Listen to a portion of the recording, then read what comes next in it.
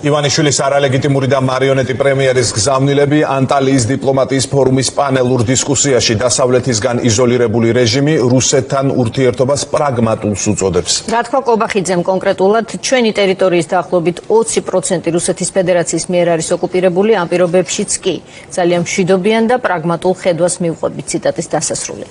მშვიდობის ხელით შეფუთული რუსული ზრახვები, რაც ნიშნავს სინამდვილეში ოკუპანტთან ურთიერთობაში პრაგმატიზმის ივანიშვილისეული გაგება. რეალურად მივიღეთ ვითარება, როცა რეჟიმი საკუთარი ქვეყნის უსაფრთხოებას კი არ აძლიერებს, არამედ პირიქით წლების განმავლობაში საქართველოს გეგმაზომიერად ტოვებს მარტო მტრის წინაშე.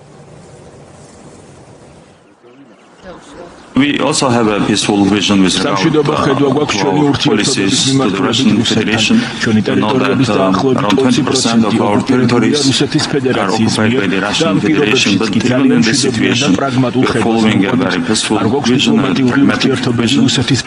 We have no diplomatic relations with the Russian Federation, but at the same time, we are pursuing a Russian policies. We have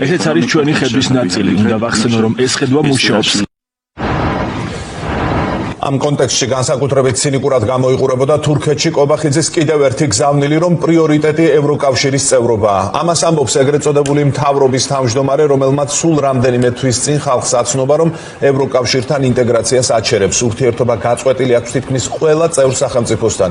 ეს ქვეყნები ერთმანეთის მიყოლებით უწესებენ სანქციებს ივანიშვილსა და მის გარემოცვას.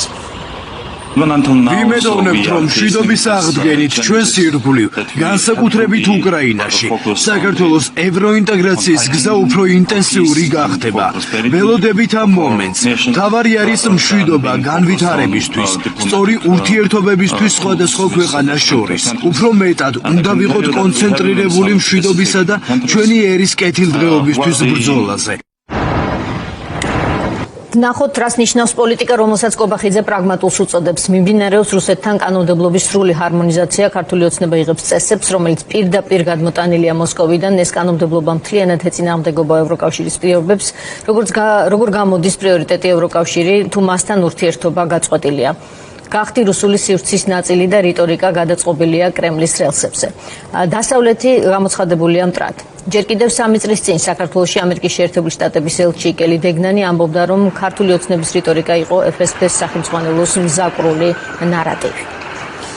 კობახიძის სიტყვები ტერიტორიების 20%-ის ოკუპაციის პირობებში პრაგმატული ხედვა პრაქტიკაში აღმოჩნდა რუსულ სივრცეში დაბრუნება. ვინ უნდა დაიცვას საქართველო, როცა მისი მეგობრები მტრად გამოცხადდნენ? ვინ უნდა დაიცვას საქართველო, როცა მის პარტნიორებს ომის გამჩაღებლებად აცხადებ? თან ვის წინააღმდეგ? რუსეთის, რომელმაც საქართველოს არაერთი ომი დაატეხა თავს.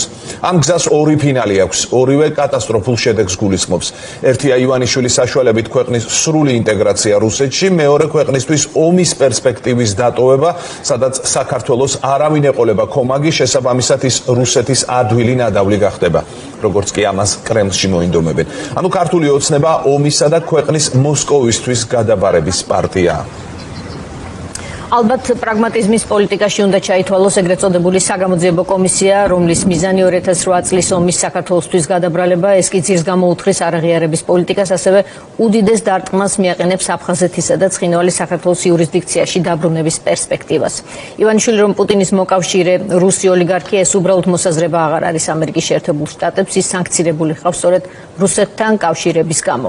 თუ კი რაღაც ეტაპამდე საკუთარ ყოველდღიურობაში ჩაფლული საქართველოს მოქალაქისთვის ეს ასეთი ცხადი არ იყო, რეჟიმს ნიღაბი ჩამოეხსნა რუსეთის უკრაინაში შეჭრის შემდეგ, როდესაც პარტნიორ უკრაინას არ ქონია საქართველოს ხელისუფლების მხარდაჭერა. მეტიც, ხელისუფლების უმაღლესი თანამდებობის პირებიდან დაწყებული ტროლბოტების ფაბრიკი დასრულებული, რომელსაც ეს ხელისუფლება მართავდა და მართავს, ომში მყოფი ქვეყნის პრეზიდენტი ზელენსკი მისი ქმედებები უკანასკნელი სიტყვებით ილანძღებოდა.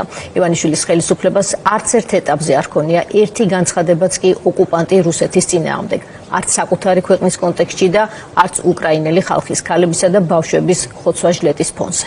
ივანიშვილის რეჟიმს დასავლეთში არავინ არ თმევს ხელს, უმწვავესი კრიტიკა ისმის ამერიკის შეერთებული შტატებიდან და ევროკავშირიდან. სანქციებს აწესებს გაერთიანებული სამეფო. ყველა დასავლური სტრუქტურა უმწვავეს დოკუმენტებს აქვეყნებს, მიტაცებული არჩევნებით, განადგურებული დემოკრატიით, უსასტიკესი რეპრესიებით, რუსეთის პერიფერიული დიქტატურითა და შეცვლილი საგარეო კურსით, უბრალოდ გამორიცხულია დასავლეთთან ურთიერთობა. ივანიშვილის პრაგმატული პოლიტიკა რეალურად ქვეყნის კრემლისთვის გადაბარებას ნიშნავს. ახლა ამ ღალატს ქართველი ხალხი ხალხი და მისი მეგობარი დასავლეთის ქვეყნები უშლიან ხელს.